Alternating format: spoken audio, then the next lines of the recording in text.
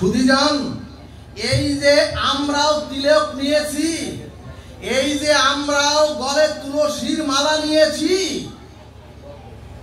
এই মাঙ্গলিক ভক্তি তিলক আর এই তুলসীর কণ্ঠী মালা, এগুলি এ জগতের সম্পদ বস্তু নয়।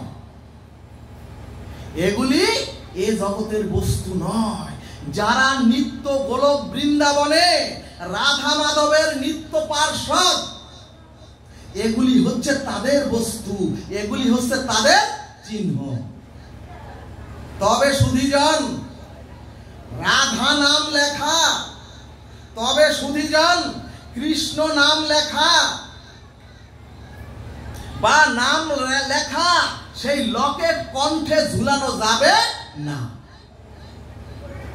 কারণ আপনারা জানেন নাম আর নামই অভেদ, নাম আর নামই একেবারে অভেদ। অর্থাৎ আপনি যদি কৃষ্ণ বা রাধা নামের মালা গলায় দিয়ে যদি কোনো ভক্তকে প্রণাম করেন, তখন আপনি রাধা রানীকে বা ভগবানকে যার তার চরণে নত করিয়ে, যার তার চরণে ওই রাধা রানী আর ভগবানকে নত করিয়ে দিয়ে কি করলেন? ভক্তগণ, এতে রাধা মাধবকে কষ্ট দেওয়া হয়, এগুলোতে মহাপ্রভুর অনুমোদন নাই। তাহলে অধিবাসের ঘটে তিলকমালা চন্দন অঙ্কিত করতে হবে।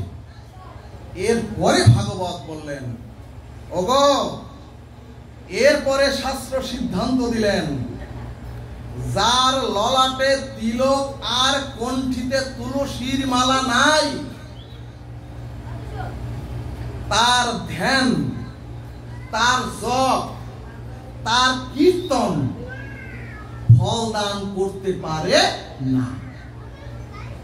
এজন্যই ভাগবত বললেন, ওগো, দেশ কাল ভেদে যদি সমস্যা হয়, তাহলে আমার মতো আপনারা জল তিলক নিবেন।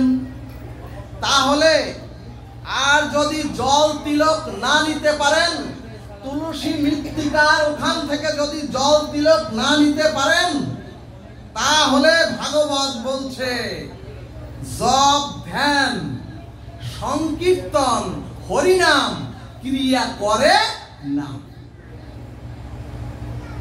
যমরাজ সিদ্ধান্তে বললেন, ওগো, যাদের বাড়িতে তুলসী সেবিত পূজিত হয়, যমরাজ বললেন, ওগো, যাদের কণ্ঠে তুলসীর মালা আর ললাটে ঊর্ধ্বপিণ্ড তিলক আছে, আমি যম আদেশ দিচ্ছি, হে যমদূতগণ, তোমরা কখনোই কখনোই তোমরা তাদের কাছে যাবে না। কারণ